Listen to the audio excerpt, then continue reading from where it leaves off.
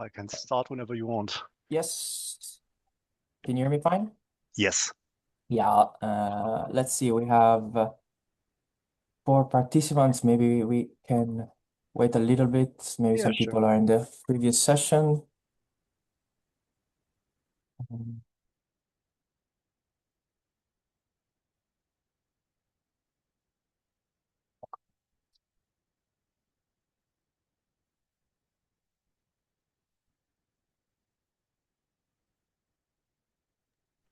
You can see my screen, right? Yeah. Perfect. Most asked questions since COVID. Can you see my screen?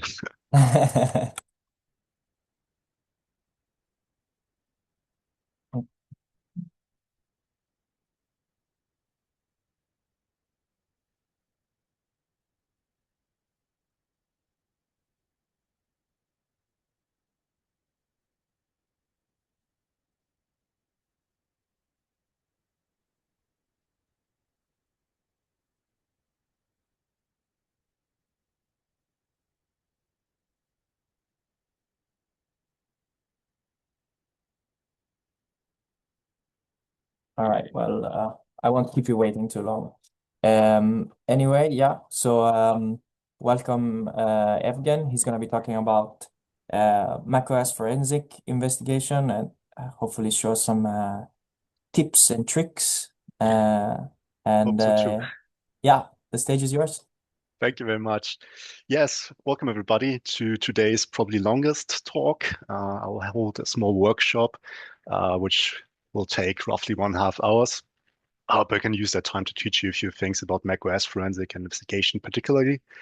However, before we dive deep into the technical details, want to introduce myself just shortly. Who am I? So my name is Eugen Blom. I live in Germany, in northern Germany to be precise, in Hamburg. I work for a Swiss company, which means travel sometimes, and I'm incident responder by trade. So basically, my day looks like dealing with ransomware, dealing with business email compromises, stuff like that. So a lot of incidents, a lot of stress, and a lot of new things you can see, and a lot of new things you have to learn to be just on the edge to help other companies who are breached.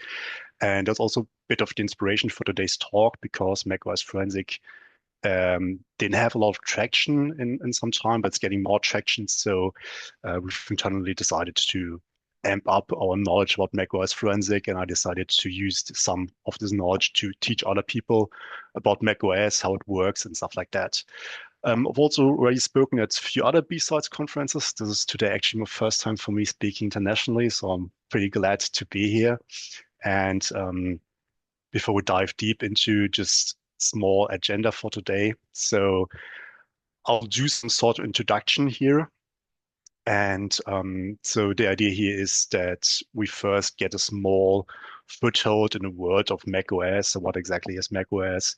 What are the current threats against macOS? So what's happening there? What attackers do attack macOS? Which kind of malware do we have? Which type of families, stuff like that, just to get a rough feeling about the threats actually or currently targeting macOS.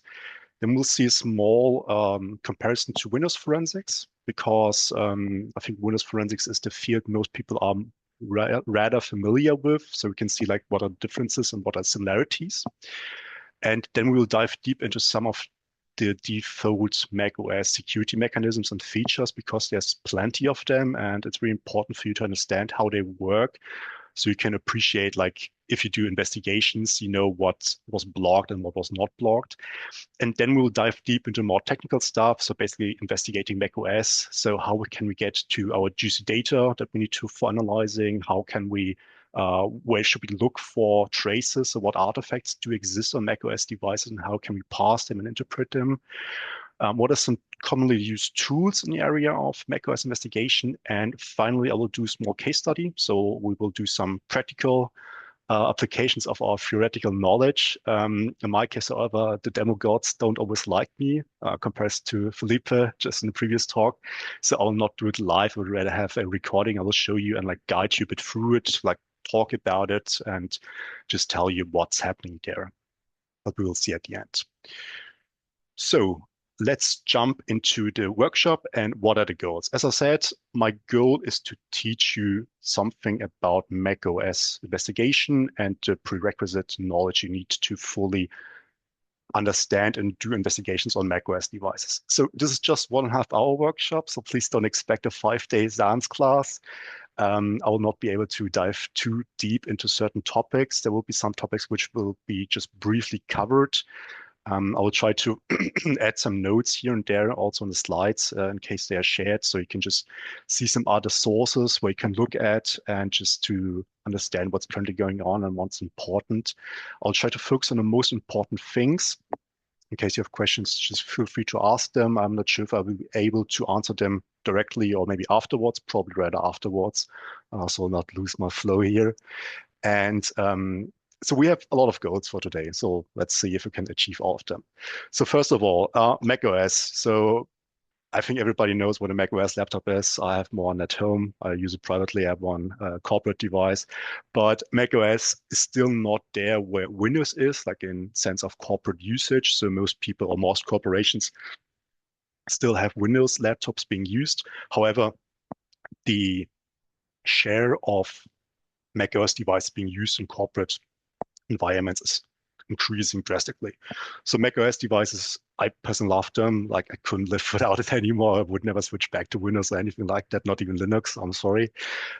So the share is increasing in corporate environments. We have a quote by Moonlog, which is a company dealing with macOS security exclusively. They have a lot of insights here, and I will quote them from here and there. You can also follow them. They have really great articles in case you want to dive more deep into macOS stuff. But if something becomes more popular in corporate environments, obviously threat actors are also going to take an interest in that and see how they can exploit it. And just to give you a small statistic by StatCounter, the overview of the desk operating system market share, we can see, as I said, Windows is still number one with a huge margin. So Windows is still like the champion. You need to know how to defend Windows stuff. But if we look more closely, we can see on the second spot, on the fourth spot, it's macOS. So basically, you can like summarize those two um, numbers. So we get roughly what 14-15% of the market share for last year, which is quite a lot. And you should take some attention or pay some attention here because if the market share is rising, as I said, like this, like going to try to exploit it more.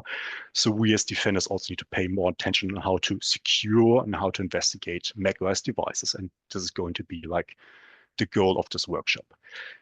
So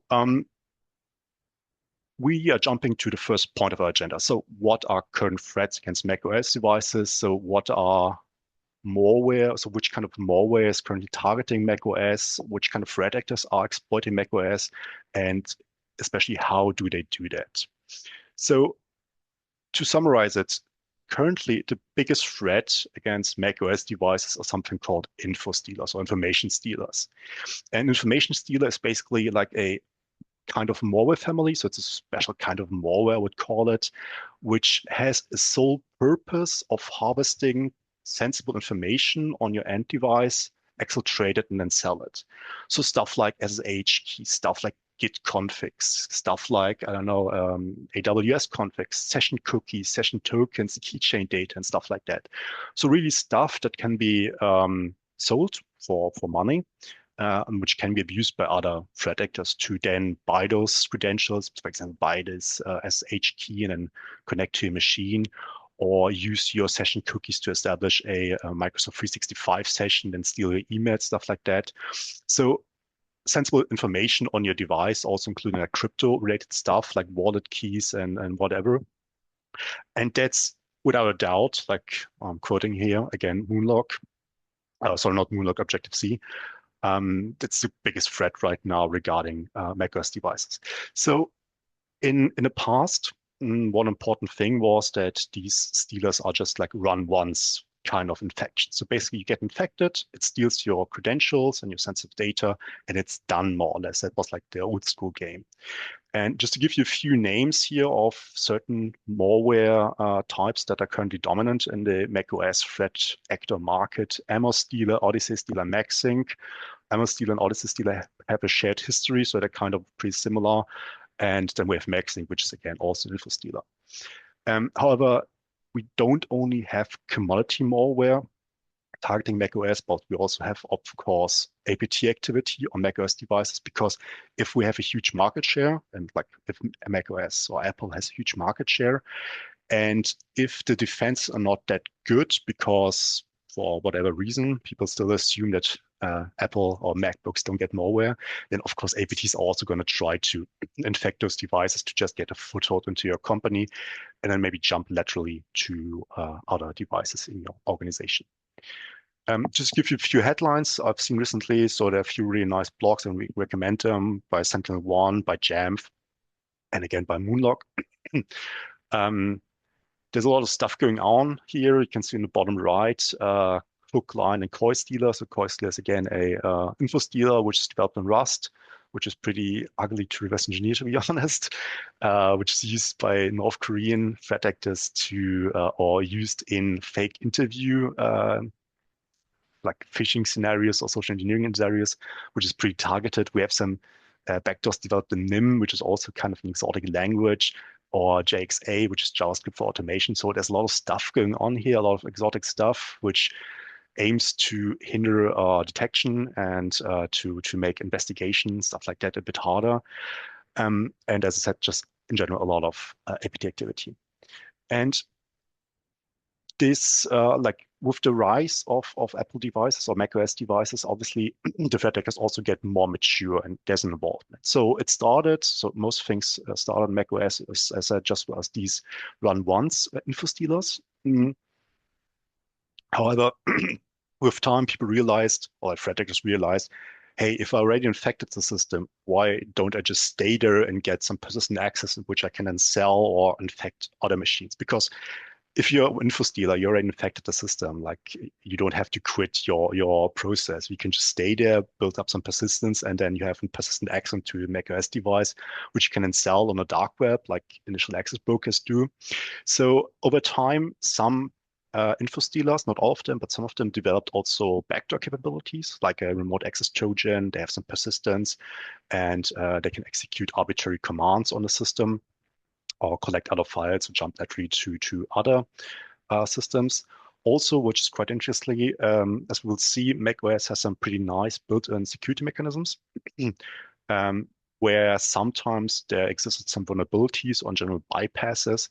And it was pretty interesting to see that as soon as those vulnerabilities dropped, they were pretty rapidly adapted by threat actors and abused as long as it could, because it just made their lives way easier. So they were most of the times patched pretty quickly. So after like 1 to 3 weeks, I don't know, depends on the vulnerability.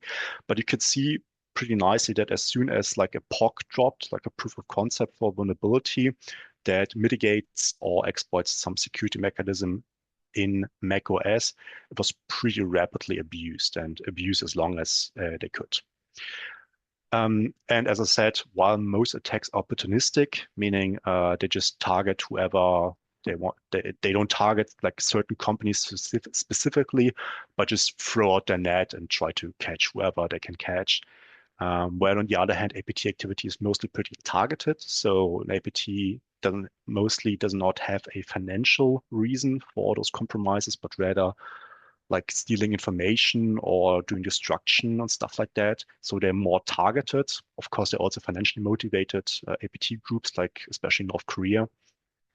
But we can see that both groups, so opportunistic and APTs, are generally on the rise. And again, some headlines. So as I said, the malware and the threat actors are getting more mature. We're getting some involvement. We can see some of the most common info stealers now also have persistent access, so Atomic Stealer and MacSync. And also you can see on the bottom left, the malware as a service market, so the mass market for macOS info stealers also became more mature, more professional. So operators are selling access to their info stealers with a panel access, with the builders and polymorphic malware and stuff like that. So you as an affiliate can just buy in and use this malware for whatever you want. And also it got a lot cheaper. So we can see here a quote from Moonlock again. Prices dropped from $3,000 a month to $1,000 a month, which is quite nice sales. So in case you want to go into the game, now's your chance. But in general, over the last few years, it became more mature. And probably it will get even more mature over time. Also, one thing which made Mac Forensics again a bit more famous was OpenClaw. So in case you use it, I don't. One of the most downloaded skills there was Ammo Stealer. So again, macOS Info Stealer, because most of the OpenClaw instances were running on Mac Minis. So it was a perfect target for Ammo Stealer. And they got a lot of credentials to sell. So as I said, it's really important to understand how malware infectors operate on a Mac system. So basically, how do they get the initial access to a system? How exactly they execute their code and the commands, and how they can achieve persistence there. So we will look at a few of the most commonly used and widely used tactics for initial access execution and persistence. And in the end, we'll show a few resources you can look up if you want to know a bit more about this. So initial access describes how threat actor gets like the initial compromise, because the threat actor somehow needs to go into this Mac system. He needs to somehow get there. Like, commonly on Windows with like phishing emails, where you have like an attachment from back from the good old times with like an Excel file where the user said, yes, enable macros and run them, and he got infected. So basically that's like initial access. So how do we get like this first command execution on the system? And sorry for that. And currently, the most commonly used initial access vectors, there are more, but these are like the most commonly used, are click fix and SEO poisoning or malvertising. I'll explain them in a second. There's also something pretty new, which I think is quite fascinating. It's called AI poisoning. I'll also talk about it in a second. It was first discovered or first seen in the wild in December, so quite new. And then we have those fake recruiting campaigns, as we saw before with the Koi Stealer by North Korea. So basically where threat actors are writing people over at LinkedIn, for example, like writing CEOs or anything like that, and telling them, hey, I have a really cool job for you. Let's get a Zoom session going on, like here, for example. And then something doesn't work, and like those fake recruiters send over a file to execute, and then some malware. Like, as I said, that's pretty targeted. That's like more IPT style, because if you would do that like in a mass, it just take way too much time. So looking at the first one, ClickFix, it's not exclusively something used against macOS devices. So there are a lot of ClickFix campaigns targeting also Windows and even some Linux devices, but there are a lot of campaigns targeting macOS devices. And basically what ClickFix is more or less just a social engineering method to trick users to execute code by themselves. So basically, you as a threat actor want to try to convince a user that he should execute some bash commands, whatever, in his terminal. That sounds pretty complicated, but in reality, it works quite well, honestly. It works way too well. I've never expected that it works so well. So the idea here is that the threat actor has some kind of website, and then he has some text telling the user that for whatever reason he should now open a terminal and put his code there. Now, if you're like someone working in, I don't know, marketing, for example, like creative departments who like to use MacBooks, you mostly probably don't know what a terminal is, and you probably also don't know what bash is. So chances are high that you will like do it. But there are also like really convincing ways of tricking users to execute code. And we can see here one example of a typical Cloudflare page. So like this Cloudflare theme is like the most commonly used theme for ClickFix attacks, because you all know this verify you're a human prompt, like mostly by Cloudflare. And people are getting a bit exhausted about that, like getting what was it called? I think verification fatigue or something. Someone called it like that. And so people just click yes, yes, yes. I'm a human. I'm a human. Yeah, I'll do whatever you want. Just let me into this website. And so threat actors are abusing this by by means which you can see here. So basically you have like a step-by-step guide, which tells you exactly what you do. You should open terminal by entering command space. So on Mac, command space opens something called Spotlight, which is like basically a application finder menu. And you can just type in terminal, hit return. So basically you open your terminal window, and then you have some code which you just should copy there and execute it. And you're done. You're now verified that you're a human. Now, obviously, you didn't really verify you're human. You just verified that you're compromised more or less. And the site then doesn't work anymore. But you can see also it tries to mimic like tries to make you believe that it's real. You have like this timer here at the bottom, which are 44 seconds, 44 seconds here, and like 1,237 users already registered and stuff like that. So it tries to really mimic like, please do it. And as I said, it works quite well because it has worked for quite some time now. But in the end, it's just social engineering. The other one is called SEO poisoning or malvertising. They're like different types, but more or less have the same goal. So idea here is that the threat actor creates a new website and tries to push it to the top at Google, for example, so at a SEO a search engine. So he can do that by doing like real nice SEO optimization, or what he can also do is just buy ads. So basically you have those sponsored results in Google, which appear always at the top or at the bottom if you pay a little bit less. And what they do here, what they try to do here is to mimic download websites for popular tools you use in macOS, so Notion, Homebrew, Zoom, and stuff like that. So they have a website which is like one-on-one, like identical clone of, let's say, the Notion page. Just the URL is a bit different, but was like the top result on Google due to sponsored results. And you download it, but it's in the end, it's malware. So there's also another way, which is quite similar, just by using VS Code plugins. So sometimes you also have like malicious or Trojanized VS Code plugins. This is a bit harder because, as far as I know, there's some sort of scanning going on by Microsoft. I'm not entirely sure how it works, but there's also another marketplace which is like more open and not provided by Microsoft, which is called OpenVSX. There's also some malicious plugins going on or around, especially for things like crypto related. So if you try to download a plugin there, chances are that you're getting malware. And again, which it looks like this. So basically, we're trying to install Brew. Like Brew is the missing package manager for macOS devices. And instead of having like the real Brew page, which is brew.sh, which is like the second one with this beer tap symbol, we have the first result, which is actually leading to installation of malware. Then we have AI poisoning. As I said, that's a pretty new one. It's a pretty cool one. Honestly, I think it's really neat. So the idea here is pretty similar to SEO poisoning and advertising, or rather ClickFix. Sorry, I meant ClickFix. So you try to convince the user to execute code, but instead of like having your blog or anything where you try to describe step by step how to execute this code or have this Cloudflare page, you basically have your code and stuff like that hosted on like Grok or ChatGPT or Anthropic or whatever. And you basically have like a realistic ChatGPT conversation or AI conversation. And then the AI tells you like, yeah, just execute this code and you will clean your disk space, whatever. So the first time was seen was in December 2025, so last year, so pretty new, as I said. And the key terms you had to enter into Google to find those malicious conversations were like clear disk space on macOS, how to clear storage on Mac. So things which A are macOS related, and B, which force you to execute some code or download something. So basically, if you want to clear disk space, you need to do something. You need to execute some program or whatever. So that's like really nice because then you just can just say, hey, execute my ClickFix code and we'll clear all your caches or all your disk space.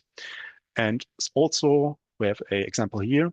So the important thing here is like that's the real ChatGPT side. So that's not like a fake ChatGPT side. That's a real one. It's a shared conversation. I honestly have no idea how they managed to get ChatGPT to output this malicious code, which you can see in step 2. But somehow it worked. I honestly no idea how, but yeah, it worked. So if you go to like official ChatGPT site and get this output or see this saved conversation, a chance also high that you're just gonna trust it. So now that we as a threat actor have established some form of initial access on a machine, we need to execute code. So how can we do that? And there are a lot of different file types and script types which are used and abused by threat actors. The most common ones are like the script-based payloads, which we'll see why for a reason. So it's a reason why script-based payloads are preferred than packages and stuff like that. But for script-based, we have like Bash, which is like commonly abused, Python and AppleScript, which we'll see in a second. And then we have a certain package formats, which are also predominant on macOS devices and also likely abused by attackers. Just give an overview. We will not cover everything here because that would just be way too much for 1.5 hour workshop. I will just go over quickly some of those types of payload types. So we have like binary malware at the bottom, which is like MacO binaries, which is like compiled or like the file type, an executable file type on Mac, like basically pendant to exe files in Windows. And that's like MacO on Mac. And then we have at the top, we have like certain package formats and script-based formats. As you can see, there's also way more other script types. You have like Perl scripts and you have Office documents, stuff like that. That's out of scope for today. So AppleScript, really horrible language, to be honest, if you ask me. I personally hate it, but you will see why in a reason. So AppleScript is basically a language developed by Apple for Apple devices. Its primarily use case was like automation stuff. So you think of like PowerShell and Auto IT on Windows, which like merged into like a, yeah, I will not want to call it like Frankenstein's monster, but something like that. The language itself is more or less deprecated, so I'm not sure if it's even updated right now by Apple. The language is pretty slow. Its default IDE is pretty bad, and it's pretty verbose. You will see in a second what I mean by that. But more or less, it's not often used for legitimate use cases. However, attackers love it for a few reasons, because first of all, it's native to Apple, so you can execute it always. It doesn't get a lot of attention, or did not get a lot of attention. So detection is here a bit worse. You can execute it like a lot of different places. You can even place it into some persistent things where it gets executed each time you receive an email and stuff like that. So it's really native to Apple. You can execute different languages inside from AppleScript, and you can access native APIs without using a MacO binary. So a lot of great features for attackers, but um, the reason why I don't like it is, so that's an example of the default IDE. That's like the default IDE. There are like others which are paid, but that's like the one shipped by Apple. It doesn't have a lot of features. It doesn't have like syntax highlighting. It doesn't even have a debugger, as far as I know. Um, and this 1, 2, 3, 4, 5 lines basically just create a new directory. So that's quite verbose. That's like on if you do like terminal bash this mkdir and you're done, and you have to say, yeah, tell application finder, set new folder to make new folder desktop. So it sounds like English more or less, but like gibberish English, I would call it. So the idea was to create a language with like easy programmable, and you can understand what's happening here, but writing it yourself is probably a bit harder.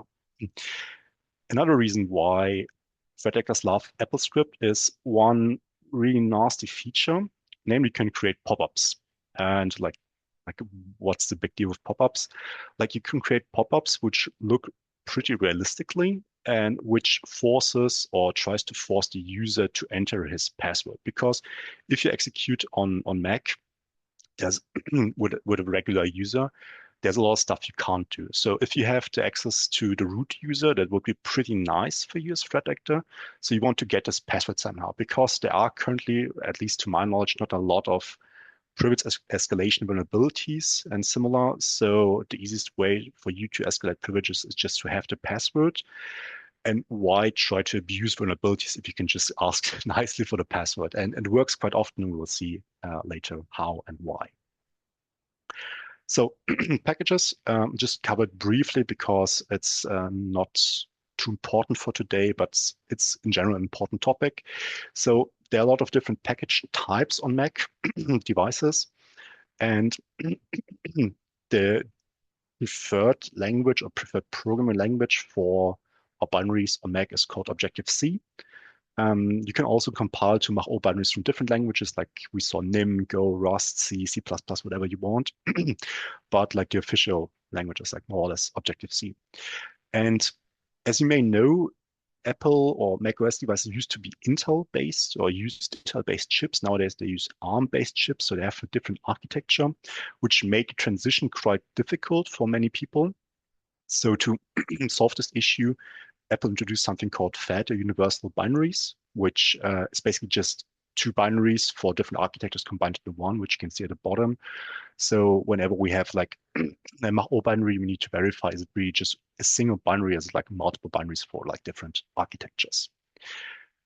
Then we have DMG and PKG archives, which I'll skip for now, but just the crux here. So PKG is basically a format for installation of applications, and you can define something called post or pre-install scripts. So basically what you can do here is you can install a legitimate application, but set a malicious pre or post install script. So you install a legitimate application and the malware, which is, yeah, not that good. Which brings me to persistence. And luckily, persistence is pretty easy on macOS.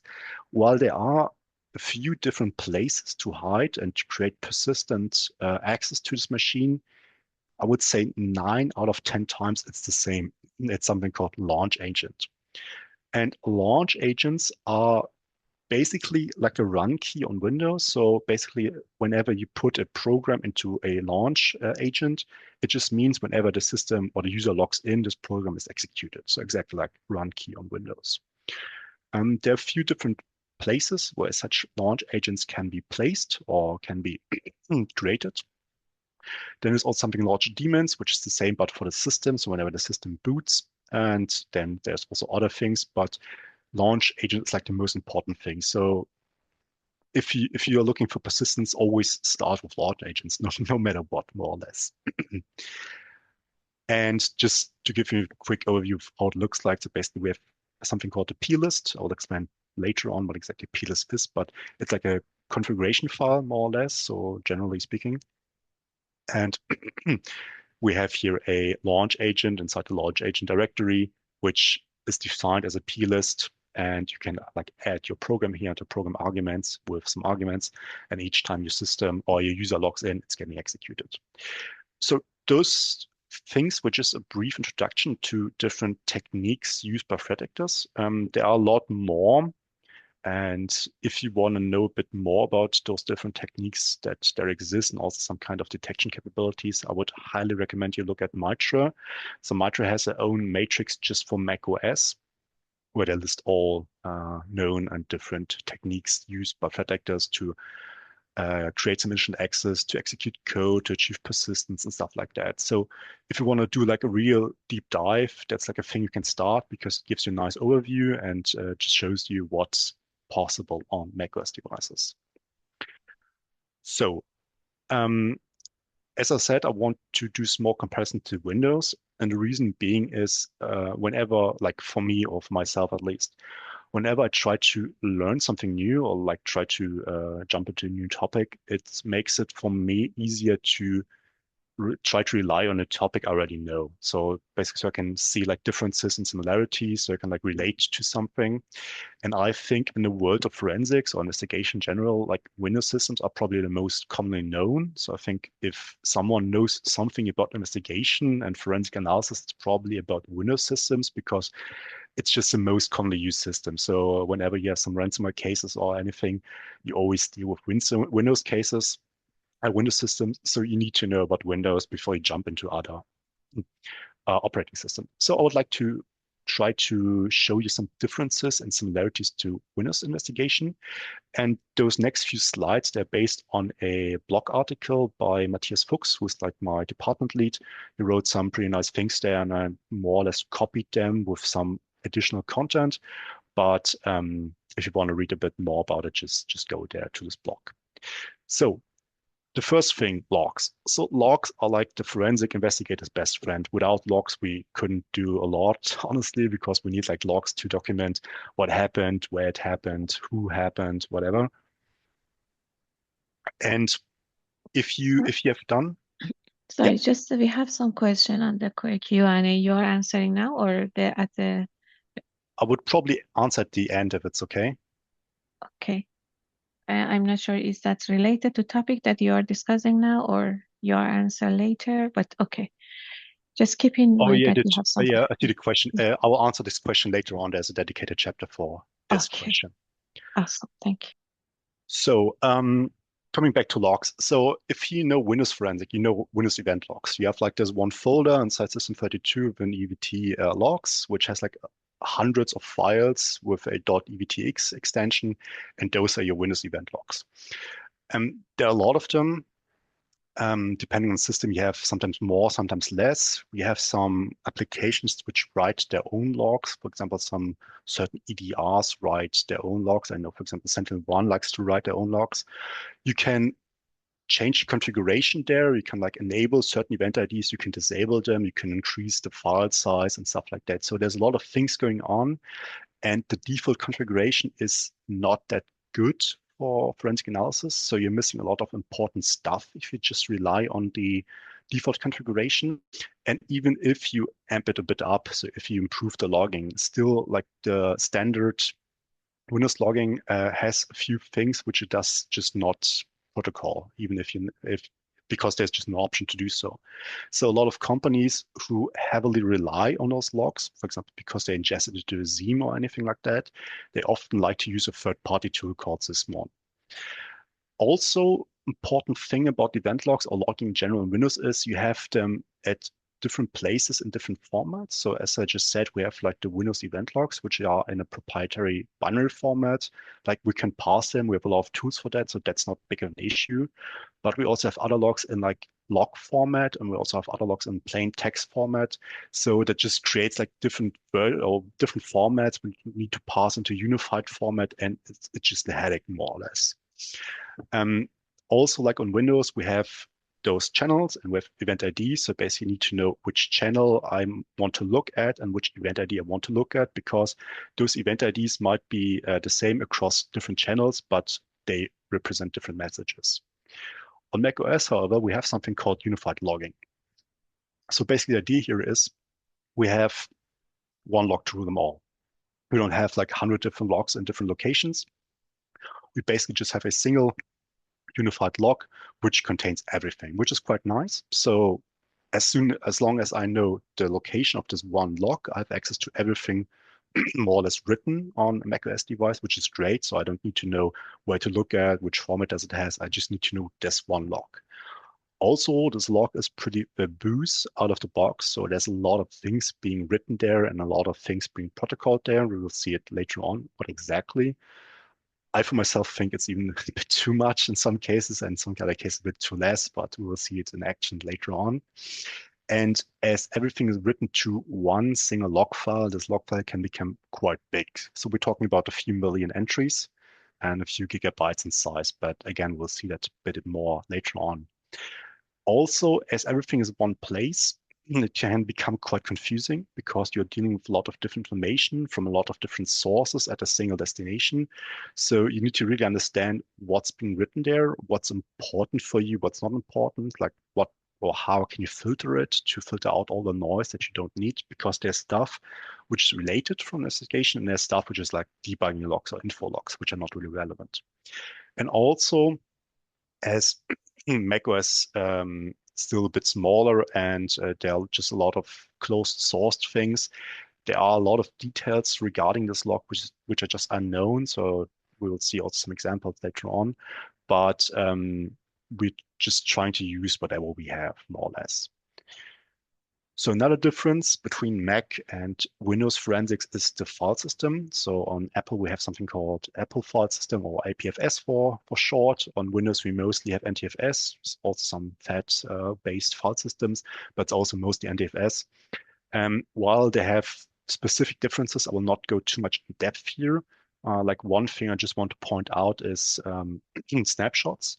So on Apple, we have those time machine snapshots, which are created quite often and are a native feature of the file system. They are like read-only, so you can't really delete them as an attack, which is really nice for us. So we can just go back in time if them always deleted and recover it. On Windows, you have something similar, like the volume shadow copies, but they're like not baked into the system. They can be disabled by an attacker, as we've seen often with ransomware cases. They can be deleted and stuff like that. So it's not really, it's like the similar idea, but an Apple is just baked in and works quite well. And lastly, a few other things which are also important here. In general, we have no monolithic registry. So if you ever done Windows registry analysis, you know, like there are a lot, like they're huge. There are a lot of things there you just don't know. And it's quite confusing to understand what's being written there and what not. And also they are like in one place. So you have like a system hive, you have a SAM hive, you have user debts per user and stuff like that. In Mac, it's a bit different. We don't have those big registries. Instead, we have those plist files we saw earlier. They are like your distributed registry, I would call it. Like, don't quote me on that, but they are like config files placed at certain points. Also, in general, we have fewer places for persistence. So on Windows, there are like a lot of different places for persistence. While still we have like really commonly used things for persistence on Windows, like scheduled tasks, like services and run keys again. On Mac, it's just a bit less. So like I said, 9 of 10 times it's like branch agents. And one also really important thing is memory forensics. Memory forensics on Mac is more or less practically impossible. It's not impossible per se, but it's really hard to make or to get it. So this will not be part of this workshop. It's way out of scope because they're just limitations or issues or rather security mechanisms blocking you from doing memory forensics. So which brings me to the most important security mechanisms in Mac. I will try to go briefly over them just so you know them and you've heard about them. Not to go too much in depth here also, if I look at the time. So these are some of the built-in security mechanisms we have on macOS devices. We have XProtect, we have System Integrity Protection, or SIP for short. We have Transparency, Consent, and Control, or TCC for short, and we have Gatekeeper. So we'll just take a brief look at them. So first thing is XProtect, and XProtect is pretty cool because it's like a built-in antivirus thing, like tool. So basically what it's doing, it has some kind of rules. So especially to be precise, Yara rules that are saved on the file system in plain text or clear text. And under certain conditions, files are getting scanned with those Yara rules.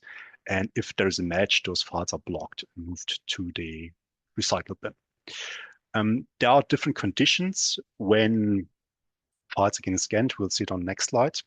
But these rules are not really effective against script-based content, and also these rules are not really efficient against new threats. So they are just try more or less to rely on already known threats to block them, because there's some kind of remediation going on. So whenever XProtect finds a file to be malicious, it's getting blocked. And Apple doesn't want to block like legitimate stuff due to false positives. So it's like really narrow, more or less. We'll see it in a second, for example. So it can effectively detect older threats or known threats, but it's bad at detecting modern threats. Also, there's one thing which I personally think is really cool. It's called Bastion rules or behavioral rules. So XProtect behavioral rules, which are kind of rules baked into your system which detect certain behavior-based threats. Which is quite nice because you can use that to also detect unknown threats. So it's not based on my files per se, but rather on behavior. And we'll also see an example here in a second. But first of all, the rules or the conditions rather, under which a file is getting scanned with those YAR rules if it's launched for the first time, if the file has changed on the file system, or if the XProtect signatures are updated. So there are a lot of conditions. So there are a lot of scans going on in the background. You mostly don't really notice it. If you're interested about it, you can look into your logs and you can see every time a file is getting scanned, it's being written to the unified logs. But in general speaking, it's happening quite often. And also, as I said, those logs are saved on your file system in clear text. So that's a path here. And last time I checked was the end of February, so roughly a month ago, they had 292 rules. So they're getting updated from time to time. I don't know if there's like a scheduled time of updating. I think it's like more or less arbitrary, But just to give you an example, that's like what a YARU looks like. So if you take some investigations, that's something you should know how a YARU looks like and how to write a good one. So writing a good one is hard, writing one is easy. But basically, it's just checking, like at the bottom, you can see the condition that needs to be true for this file to be blocked by Xprotect. So basically, if it's a Mach-O binary, if its file size is less than 8 megabytes, and if all those strings, which you can see in the middle, are inside this file. So it's static, more or less, and therefore only used mostly for known threads. Then bash rules, so behavioral rules, which is really nice. So basically we have 26 rules, I think, you can see on the right, which try to detect unknown threats. The issue being here is a bit weird because first of all, there's no remediation going on based on those rules. So even one of those rules triggers, like for example, this macOS info-steal generic, there's nothing happening. There's just a database where there will be an event written to saying, hey, this rule triggered for this file, but nothing happens then. And you used to read this database, which is placed in this path you can see on the left. But since a few versions on Mac, I can't read it anymore. I guess it's being blocked by something called system integrity protection, which we'll see in a second, which is kind of bad because I would really like to read this database. You can disable SIP, but it's if you want to do it during active incident, you can't disable it. That's not best practice. So this database exists. There's stuff being written there. You can read it in some cases, but it's not like something you can use actively during an incident. And just an example, so we have, again, this database, we can read it. So I did it some time back. And this format is always fixed, which is kind of bad because as you can see here on the second row, we have a violated rule called macOS network outgoing. So if this rule matches, I would really like to know to where this network connection is going out, but we don't like this information not getting written to because it's always like the same format independent of the rule that matched.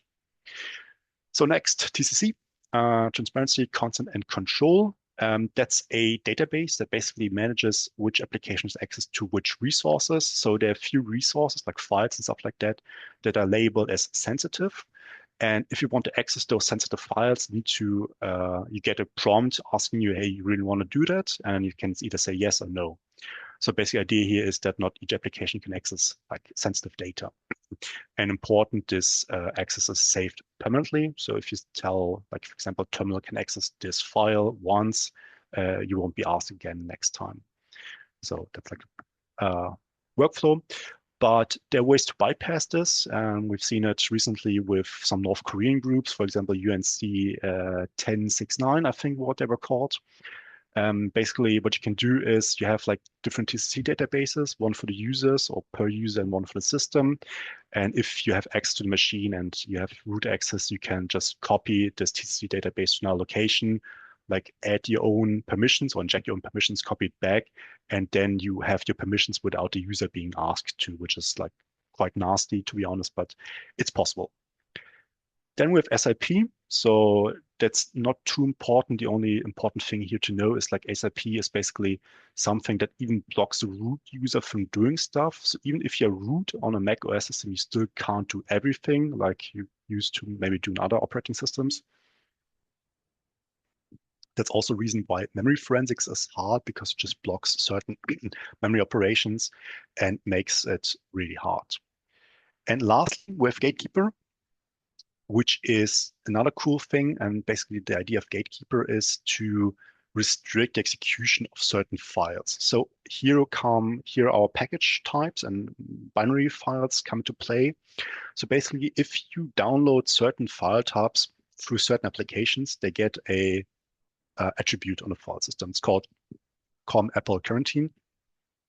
And you can think of it like the mark of the web on Windows, if you know it. And basically, if a file has this mark of the web, it can only execute under certain conditions. So basically what Apple wants to do, it only wants you to execute files which are like legitimately signed by Apple and maybe even notarized by Apple. So you can notarize the applications by having a developer license. But Apple does not want you to run like arbitrary binary files and packages on your system, which by itself is a cool idea. But if you download like something nasty, Apple will say, hey, I will not execute this file because it's not really signed. So you might know this pop-up or like similar pop-up to just tell you, hey, you can't execute because it's from an unverified developer, which means basically that this file was not properly signed. And these events are also being written to a database. Again, we can see like, okay, a file was downloaded through, for example, Google Chrome. We have a timestamp on the middle, and we also have an ID, and we can use this ID to correlate this entry to a file and also see most of the times the URL from where it was downloaded, which is quite nice. So now I would like to talk about signing. However, I will skip this few slides so we have a bit more time for the practical part, which I think is a bit more interesting. Just in general, there are like two ways of signing an application, something called ad hoc signed and something called developer signed. Basically, if your application is not developer signed, you need to trick the user to execute your binary. So you need to make the user believe that he wants to execute the application and click on some pop-ups in here and there. However, if your application is signed, properly signed by Apple, you can execute it, or the user can execute the application without such pop-ups. Generally, it's pretty hard for malware to get such a proper certification. However, there were a few cases where people or like threat actors got some, and you can also sometimes buy them in the dark web. So just so you know. Again, also here's some bypasses, and one really important bypass is that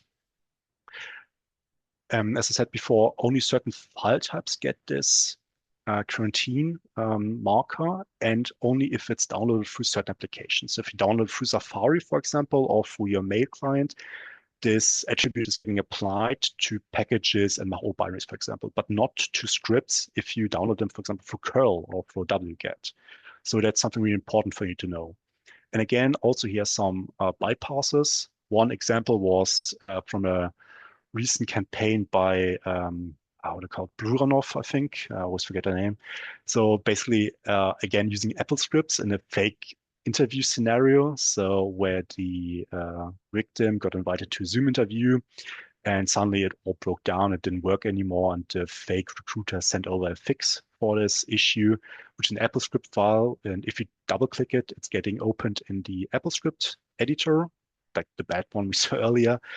And so we have some legitimate stuff here at the beginning, but then we have like 10,000 empty lines, and at the bottom you can see like a SE2 address, which is getting fetched and then executed. So that's like one way, because it's getting it's getting fetched with curl, which does not apply the quarantine bit, and it's executing a script which does not have a quarantine bit. And he will have a summary, which just suggests you read it clearly or slowly after the talk when you have the slides. So let's get to the juicy part. Let's get to investigating macOS devices. And before we investigate devices, we always need to first get the data. So we need to get image, or something called forensic image.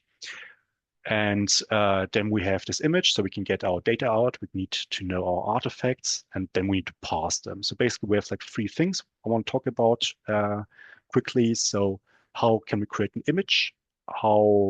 Which artifacts should we look at? And how can we parse those artifacts? And what tools can we use in general to support our analysis? So when we talk about images or like different ways of doing images. There are different kinds of images you can use. They're like something called full disk image and triage image and stuff like that. And if you think about forensic imaging, I think most people think about like taking the laptop parts, getting out the SSD, and then attaching to write block and stuff like that. That's not really possible on Mac. I'm sorry for that, because most of the times the SSD is like smoldered to the motherboard, so you can't really get it off. Probably if you know what to do, you could do it. I don't know what I'm doing, so I will not try to get off the SSD and then give the customer back a broken MacBook, honestly. So instead, what we mostly do is get something called a logical image. So basically, we use some sort of specialized software which runs on a macOS device, which is turned off, and creates like a image of all those available files it can get. we get different types of images out. So the most important things on macOS device are like sparse and DMG, like E01, so expert witness format is also known from Windows, which is also applicable here on Mac. But one tool which does a good job and which I can hardly recommend if you're ever in such a case is Fuji. It's an open source tool written in Python. And basically what you can do here is you can put this tool like the DMG file on the macOS system and attach an external hard drive. And then you can image the system to this external hard drive. Just one word of caution, that could take quite a long time, especially if the Mac you want to image has like 1 or 2 terabyte SSD. So get a really fast external SSD where you copy the image to, and keep in mind that you need enough space, because what's happening under the hood is first a sparse image is created, which is then converted to a DMG image. So your external hard drive should roughly be twice the size of the MacBook you're imaging. And that's how Fuji looked like. Pretty simplistic. Just point it to a source, just point it to a destination, use rsync most of the times as acquisition method, and you're good to go. Like that's basically really easy. Everybody can do it. Then we have something called triage images. So in case you don't want to waste like a day or two to create such a full disk image, or you can't do it for any reason, there are sometimes reasons, you can also create a triage image, which basically means that we're just collecting certain files, which means it's way quicker. And just some tools that you should know of are like Aftermath and UAC. Takes like 10 to 15 minutes to create an image, collects like the most important artifacts, and you're good to go and you can analyze. So one thing you could do is like create a triage image, get it, and then create a full disk image if you need to. Just so you can have something you can already analyze while you're waiting.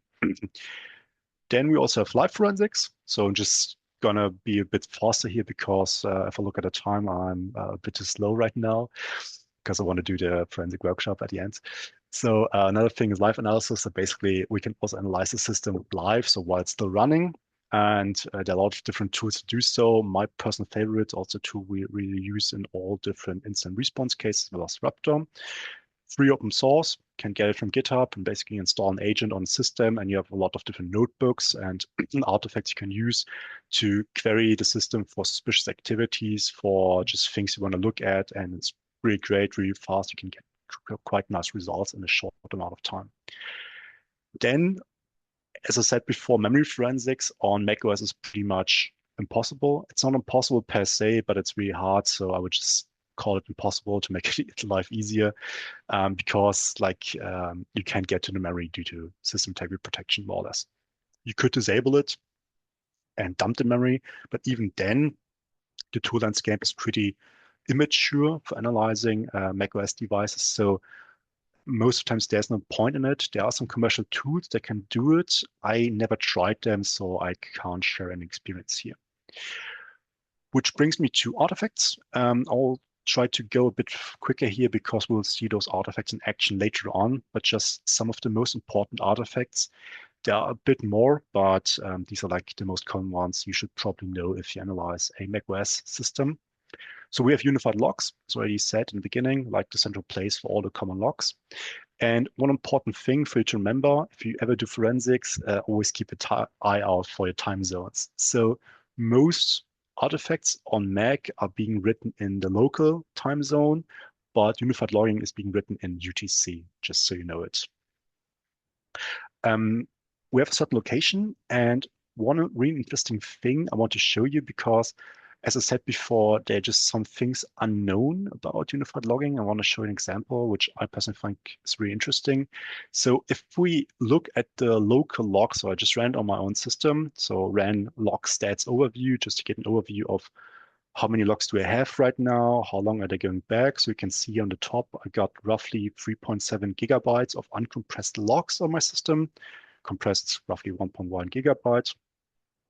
And I ran this command on the 29th January, and the oldest entry was from the 30th December, so going back a month. So you might think, oh, that's great if my logs are staying there for a month, because you know from Windows, you have sometimes the issue if the incident is called out too late that the logs are just getting overwritten. So sometimes after a few days, especially like the security log, But if we would have logs for 1 month, it would be really great. Now, the issue is, and I'm sad to disappoint here a bit, it's not like just all the entries are getting overwritten. In Mac, it's a bit different. Namely, certain event messages or certain event entries have certain time to lives. So each log can be overwritten after a different or after another time. It's not just the oldest entry is getting deleted first. It depends on the time to live, as you can see on the bottom here. And we can see here that most logs have a time to live of 7 days. And if you have a time to live of 14 days. But if you pay close attention, so we can see in the middle, we have roughly 30,000 log entries, 30 million, sorry, in total. If we add up all those numbers at the bottom, so all the time to lives, we don't get 30 million. We get a bit less. We get something like, I don't know, 9 million or so. So there's like roughly 20 million log entries missing, which apparently don't have a time to live. The answer is they have a time to live of roughly 0, which, or where you would have expected that don't get written at all to a log, but they do. So I'm not really sure what's happening here. If someone knows better, please enlighten me because I'm a bit confused, honestly. So there's also some commands you can use to read and write those logs, and not write, read those logs. We'll see it later on a bit more in action. But just so you know, basically, if you want to investigate a local system, you can use something called predicate, which is basically just a filter, and you have a certain syntax you can use to read those logs. This predicate system, so you can see here, we're filtering for something called a subsystem. We're filtering for a process and stuff like that. And if you're really new to macOS Forensics, you don't know which subsystem you want to filter for, which process you want to filter for, you just don't know how they're all called. That's not a big issue because at the end, it's mostly just plain text. So what you can do, you can just grab for certain interesting words, like grab for terminal, grab for Apple script or whatever, and just get a feeling of how the logs look like. And then you can use your knowledge to build like a bit more proper predicates. So you can then filter it more. One really important thing. So Apple devices are notoriously known for being privacy focused, and they don't stop at the unified logs. There are certain values in the unified logs which are redacted by default. Meaning some values are getting hashed and then basically font coded, and we can't crack this hash more or less. We don't know certain values. And this is really bad in certain situations, and we will see later on why. I'll give you some examples because, yeah. So then we have FS events, basically like the MFT in Windows. So you can see like stuff like file creation, file moving, renaming, deletion. It's a proprietary protocol, not protocol data type, but there are a lot of tools that you can use to parse it. Just one important thing here, they don't contain timestamps. So you know that a file was created, but you don't know when it was created. You can roughly guess it because those files are getting written at certain intervals. I'm not completely sure, but I think it was each day, if I'm not mistaken, but please don't quote me on that. So you can roughly guess when something happened, but you don't know exactly when it happened. Then we have shell command history, like also known from Linux. So I'm going to skip that. We have browser history, also known from Linux and Windows, so not Mac specific. And then we have our plists, which, as I said, is like this distributed registry or config files, which used to be written in XML format. Nowadays, they're written in binary format, which you can probably reach pretty easily with built-in utilities. Also, these are not all artifacts. These are just like a selection. And there's like a link which points to a few other artifacts. So now we would look at some tools. However, I will skip this part as we will see those tools in action later on. Just one thing I want to show you, namely there's something called Objective-C, which is our organization, which is heavily focused on macOS security. And they have some free tools on the website. So you can just go in and download those tools. They have some really great tools, and I can just recommend you getting some of them. For example, Lulu, which is an application firewall, which tells you each time a process tries to create a new network connection. You just see how many network connections are going on your system. And it's a really great way because you can also deny them. And knock knock on the bottom left, which you can use to find all persistence places on your MacBook. So it's a really great way. Just try it out, see what's going on in your system. just try to get some knowledge about what's normal, because you as an investigator need to know what's normal and common to like identify suspicious anomalies. And with that being said, and 25 minutes left, I'll jump to hopefully the most important thing here. So as I said, the demo gods are not really often on my side, so maybe I don't pray enough, I'm not really sure. But instead of doing it live, I'll create like some videos and stuff like that just to guide you through it. And before that, I've thought about doing some like showcasing you how a common infection looks like, but I think I'll just skip this for now because we'll see it next slides live, how it works. So basically what's happening now is we have some sort of case studies or some practical exercise more or less, and I want to like strengthen all those or some of this theoretical knowledge we just learned and just put it into something practical so we can like see how it all works in action. So the idea here is set up a virtual environment using something called Virtual Buddy. That's a free tool you can download on GitHub, and it allows you to create macOS VMs on macOS. You can download all those operating systems there, so you can just download this tool and we'll do everything else for you. And I've created a new macOS VM, which uses macOS version 26.1 Tahoe, which is not the newest one, but quite new or recent. And there were no additional security tools installed on the system, so no XDR, no EDR, no LV, and anything like that. And all security mechanisms, which we've seen before, are left on default. And the idea here is to make like, or simulate at least like a really realistic scenario. So let's just assume we're like the forensic investigators, the cool guys, and a guy or colleague from app dev, so application development. He has a MacBook, and we found, or the SOC found his credentials being sold on the dark web. So they know something fishy is going on here, and they assume that probably his device is infected. So they call us and tell us, hey, could you please analyze the system? Just some side notes, so you don't start discussing with me here. So he does not have any other devices, and the credentials being leaked are only being used on this one device. So we're pretty sure that this device is infected. So we know we'll find something here.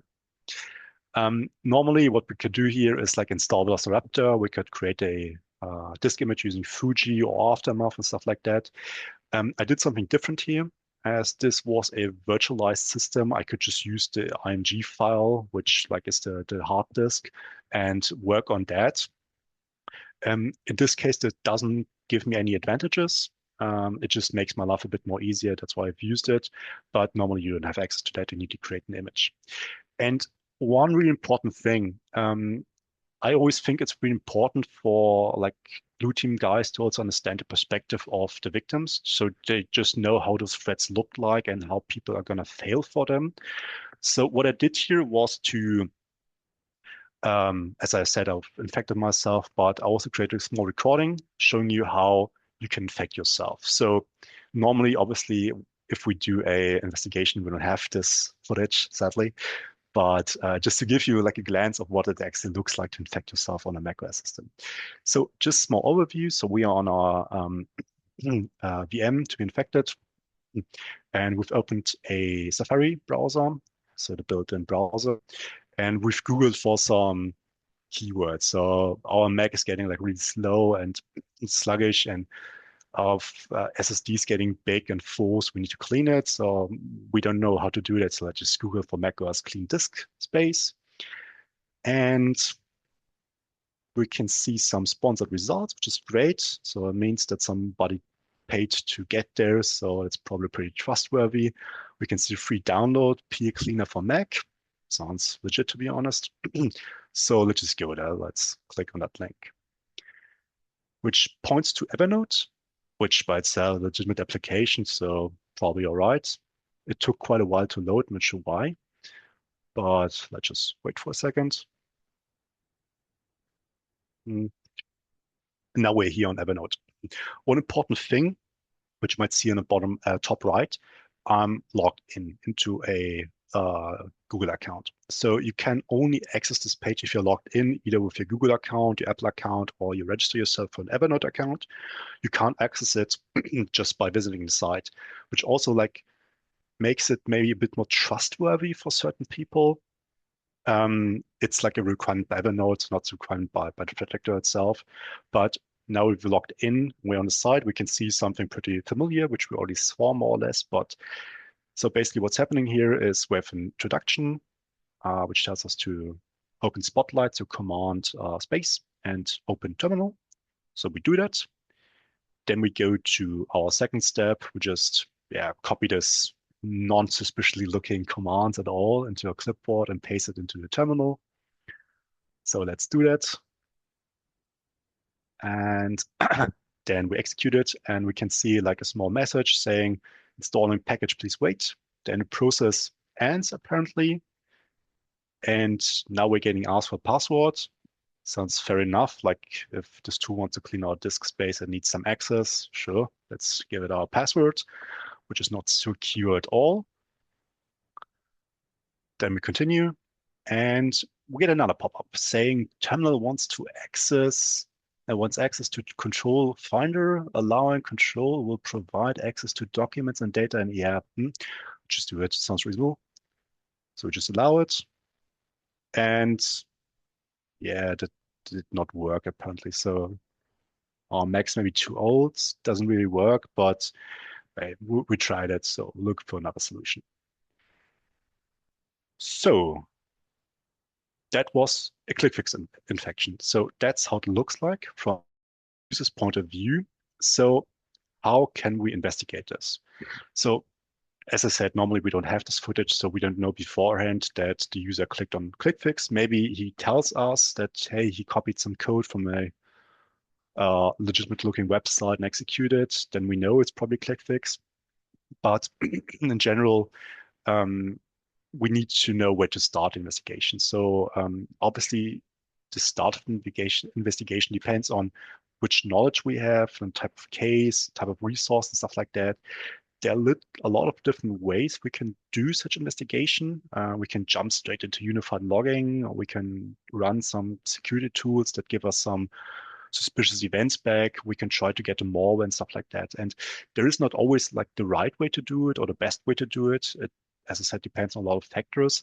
I myself personally, I'm a huge fan of trying to get a malware, and that's what we're going to do now, because analyzing malware gives us some knowledge we will not find on the system. And what I mean by that, we'll see that later on. So let's follow the malware trail. So if we analyze the malware, so if you get this malware that was executed, we don't know yet what it exactly was, what it is, what it was doing. So what's the semantics of it? But if we have this malware and we analyze it, we know completely and certainly what happened here. So we can analyze the malware, and the malware maybe copy some files. And by analyzing them all, we know which files were copied, or at least to where it was copied. And we can use other artifacts to confirm, yes, there were some files copied here. So for me, myself, I really recommend it to try to get the malware. Of course, it's not always possible because maybe C2 is offline, so you can't get it anymore. But however, if you have the chance to get it, like try to get it. So we need to find it. So we have the system, so we have this, let's just say we have the image of the system, and now we need to find out, okay, from where was this user downloading any malware? And like we already know that his credentials were leaked, so chances are high that we're dealing here with an info-steal infection. So we don't know that yet, but we can presume it, and also info-steals are like the biggest threats on Macs, so chances are high, so just assume it.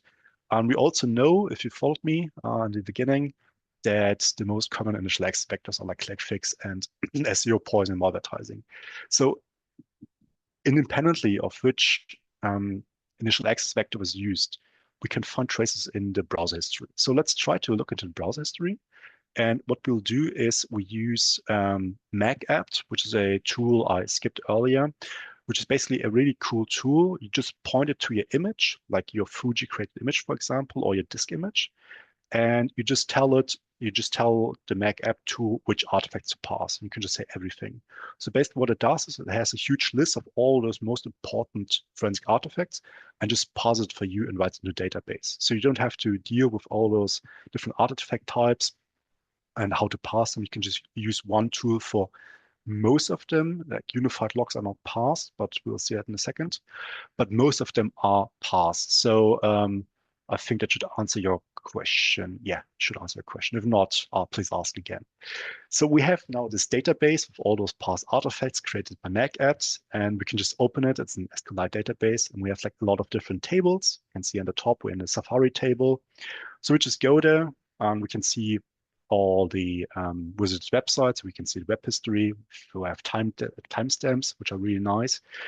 And we can see at the bottom this peer cleaner for Mac. So that's the site the user was visiting. So let's go there, and hopefully it's still online. We can just then download this, the ClickFix initial lure. So which was the top one. So the user executed this top code in his terminal, which if we just basics for the code is basically just the string we've saw, like installing package please wait, found in terminal, and then it's using curl to fetch something, and it's piping it into ZSH. So important thing here is the attacker is using curl, meaning we have no current time attribute which we can look for, and it's piping it directly into ZSH. So it's basically executing it in memory. So that's the second stage. So that's the first stage. Then using a curl command to download the second stage, which looks like this. Again, some decoding, and we get this. And I will not explain it line by line because it would take way too much time. But basically what's happening here is another stage is getting downloaded, a third stage. This third stage is responsible for collecting files, putting them into a certain directory. And then this stage is exfiltrating this archive using curl. That's basically what's happening here. So same game, let's get a third stage. And yeah, it's a bit bigger. I'm honestly sometimes a pretty lazy person, so I don't want to read like all those hundreds and thousands lines of code, try to understand what's happening there. So let's use our trusted AI companion and just tell it, hey, Gemini, I have something, please analyze it for me, what's going on here. And it tells us even, hey, that's a MacSync stealer, which is nice. And now we know it's a MacSync stealer. So we confirm our suspicion that we had an info stealing infection, which is nice. Gives us a list of things it was doing. So it was stealing credentials. It was also trying to backdoor certain wallet applications, so crypto wallet applications or ledger applications, which were not installed in the system, by the way. And so, yeah, it's an info stealer. And then we also ask it to give us some forensic artifacts, and we can see some forensic artifacts being listed here. So nice. We now know what happened, more or less. So from a mobile point of view, and important thing here is that this malware does not have any persistence. So basically, we had this one infection. This was infected, the credentials were getting exfiltrated, and this malware was done. But still, we want to verify it also from the system's point of view that this malware was actually executed, that was actually exfiltrating the files, because the script or this malware, it doesn't have hard-coded all of files being exfiltrated, but maybe just saying all files in this path and want to verify what files were in this path. So we also need to go to the forensic point of view, so getting to the artifacts, parsing the artifacts. So let's confirm it. Been running a bit out of time, so I'll hurry a bit, but please bear with me.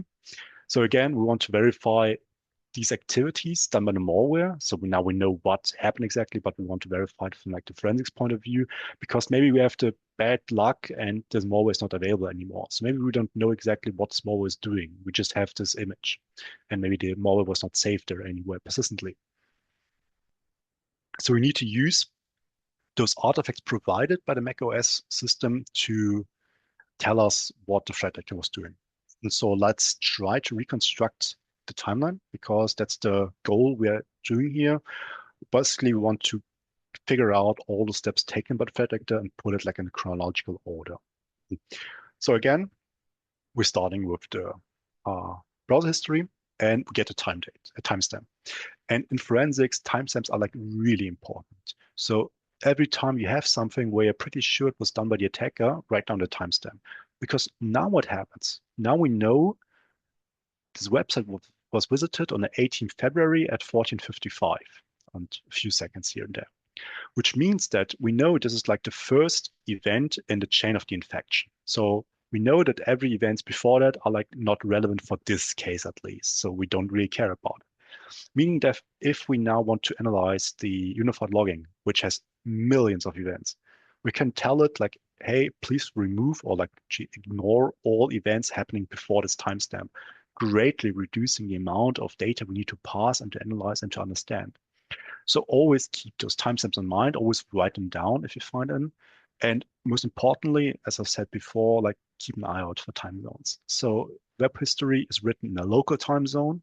So this machine, it was 1455 local time, but unified logs are written in UTC.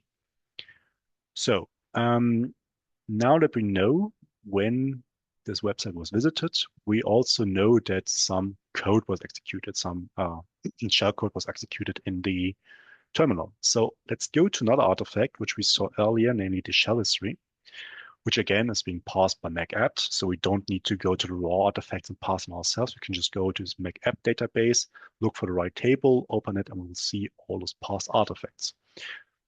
So in this case, it's called term sessions. We can open it and we can see the terminal sessions being done or being opened and closed.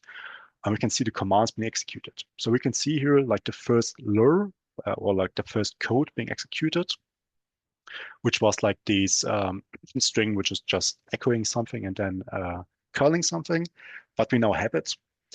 Like importantly, on the left, we can see some timestamps. However, these are not the timestamps of the code being executed, but rather the timestamps of the session starting and closing. So we can still keep them in mind, but it's not like the timestamps of the execute. One really important thing here is, however, this artifact, like the terminal history, like the ZSH history and the ZSH sessions, that's an artifact that's pretty easily deletable by attacker. So if an attacker just runs the command history -p, it's deleted. So it's not really reliable in that sense. Still, it's a low-hanging fruit. So whenever you're analyzing a system, I would highly suggest you look at here at this artifact because it can protect a lot of interesting things. However, keep in mind, as I said, it can be deleted by an attacker without being able to recover it. And there are no timestamps here for the command execution. Still, you might know that something was executed. You just don't know when it was executed. However, now we know the attacker was the website, and we now know, or we can confirm at least, the user executed this command. So let's go further. And we know that after this first stage was executed, it ran a curl command to fetch the second stage. Now, to verify that, we need to go into the unified logging. And as I said before, we have this predicate to filter it. And if you don't know what to filter for, you can just use grep or just some like wildcards. So in this case, what we're doing is we're using something called event message. So event message is like everything on the right. It's basically just content of the event log itself. So you don't know what you're looking for, but you want to find out like curl command execution. Just look for, does it contain curl? Then you will see some events. You will look at them, try to understand them if they are what you're looking for. And then you can like improve your predicate to find only those events that you care about. Also, really importantly, I've used this start time filter here because we know when it happened. So we can filter for everything that happened afterwards. I've also used the end timestamp, which is kind of cheating, but I knew when we had the last event, so it just made it a bit quicker. And we can see the curl commands, but we can see it's redacted due to privacy. So we can see there were some 3 curl commands issued in total, which makes sense. The first stage getting the second stage getting the third stage, and the second stage exfiltrating the archive to its C2 server. So we have 3 curl commands, and we can say when they happened. So we have timestamps on the left, again, UTC, but we don't have the network address, which is bad. Now, we can make the device reveal those addresses by installing a certain profile, but this will not happen for existing log entries. It will just happen for new log entries. So meaning once they're redacted. We can't really get to it, which is kind of bad, which means that either we need to have the malware to know the C2 addresses, or we need to have some kind of network logging to verify what the connection was going to. Just using the unified logging alone, at least to my knowledge, does not reveal those addresses. So, okay, we now know when those curl commands were issued. So we can go further and look at the stage 2, which downloaded stage 3. And as we remember, stage 3 was an AppleScript file or AppleScript script file, which was downloaded by stage 2 and then piping it into OSA script. So OSA script is like the Apple script interpreter. So we want to know when exactly did this happen. So when do we have some Apple script executions here? And we can use, again, this event message predicate to filter for some known strings. And we can also filter for the TCC daemon service. So TCC, as remember. And luckily for us, there's something protocol. So we can say, hey, we can say the terminal executed OSA script, but now there's another issue here. We don't have the content of the Apple script file being executed. So we don't have the stage 3, which was executed in memory by stage 2, nowhere to be protocoled or documented in the logs, which makes it quite difficult for us to correlate this certain event log entry to the attacker, meaning that if we know, like this is a time range where the attack was active, we can say with high confidence, or at least medium confidence, yes, this was probably the attacker spawning OSA script from a terminal. But if we don't know that, it's getting a bit hard for us because OSA script is sometimes also used legitimately. So you can't just say only because OSA script was executed, that's going to be some threat actors. Then the terminal was closed, but we don't really care about it. And we have some password verifications. So remember we had this pop-up where we were asked our password and we provided the password and the attacker wants to verify that it's actually the right password, not just a fake password. So he tries to verify that it's working. And again, we can also check that in the logs, but again, it's pretty hard for us to verify that this verification or like to correlate that this verification was done by the threat actor. We can say we know it happened, we know roughly when, and we have log entries. You can say, yes, it's probably our log entry we're looking for. But if we would not have known that, we could just say, maybe probably was done by the attacker, but we're not exactly sure. Same thing with the temporary directories. So we've seen that the attacker puts all the files he wants to exfiltrate into a certain directory called /temp/sync and then a random number. And we can use those FS events to verify this. Now, again, we have another issue. We don't have timestamps. So we can just say, yes, those files were moved and probably exfiltrated if we can verify it with network logs. But we can't say when exactly it happened. So we can just say we can prove it happened, but we can't prove when. So we need to know, again, we need to know the malware and we need to know when exactly in the code this step was happening. So we can at least say it was happening before this timestamp and after this timestamp, but we don't know the exact minute or second it was happening. And then also really important thing, this other pop-up, because the terminal wants to access the fine application. And the fine application has full disk access, meaning can access a lot more files than the terminal does. So the threat actor wants to use it. And we get this pop-up asking the user, hey, do you want to allow it? And we say, yeah, sure, sounds reasonable. Luckily, in this case, we can look at it in the logs and verify it. In general, it should not happen legitimately often. But on the other hand, we have the issue that this setting is saved permanently. So if it was done once legitimately, next time the threat actor, if he wants to do it maliciously, he doesn't have to ask you again because you've already given the permission to do it. So it might be that this log entry is missing on a system which is used actively by a developer who already gave access to that. And I only have 1 minute left, so I'm going to jump to the last slides just quickly. So basically, what we can do at the end, we can like create a timeline. As we said, that's like our goal to create a timeline. And we can see here a few things where we don't have timestamps. So we need to like more or less guess when it happened and say it happens roughly there. But the important thing I want to highlight is, so macOS Forensics is a bit harder. It has some caveats. And there are some things we just can't verify from a forensic point of view. So we have some things here saying which we did not find or cannot find in logs, which is not getting protocoled. For example, all those pop-ups. So we can't verify how exactly the threat actor got the password. We can just say he got it, but we don't know how. We can guess it was a pop-up, we're not sure. Also, same thing for creation of a compressed file archive. We can also can't verify that because it's not getting written to any logs.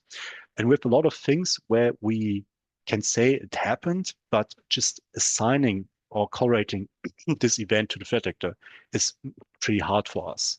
So in general, as my time is now over, jumping to the last slide, sorry. So in general, Mac Forensics is not that easy. So there are a lot of things just missing and which sometimes don't really make sense. It's something you can't just jump straight into it. You need to like understand what's going on behind the scenes and what's getting logged and whatnot. And if you have the chance, like if you're working for a company who's doing some sort of blue team and like for SOC, for example, and you have some MacBook devices there, like pay attention to them because they're getting infected, they're getting attacked every day, or more or less. So get your shiny tools on there, get your CrowdStrike or Defender on there to get some more visibility, because just the logs alone we have access to as a forensic investigator are in many cases not enough. And like to clear out the myth that's going around for a long time, Macs can do in fact get malware. And with that being said, I would say thank you very much for listening, for being here, and for having me. So in case you have any questions left, feel free to ask them. Thank you for great presentation and lots of the good information. And if anybody has any question, can easily raise your hand and we can ask a question. Otherwise, if there is no question. Also, you can always reach me by LinkedIn in case you have questions, and always feel free to chat me up. In case you know more than I do, also feel free to chat me up. Always like to exchange knowledge. So yeah. Yeah, I will share the slides. I don't know how we will do it. Can I send it to the BSAT's Göteborg organization team and Yeah. they distribute it? Yeah. You can send us and we can share with the team that Perfect. they Yes. attended to the meeting. Then I will share my slides. Just need to fix one or two things there. Thank you so much. Thank you so much for great presentation. Lots of good information. I learned a lot. And thank you for everybody for attending in that meeting. And just have a quick coffee break. Next session will start in the 50 minutes and we can see you there. Thank you so much. Thank you for being our speakers. Thank you. Bye. Bye. Bye, everybody. See you next session.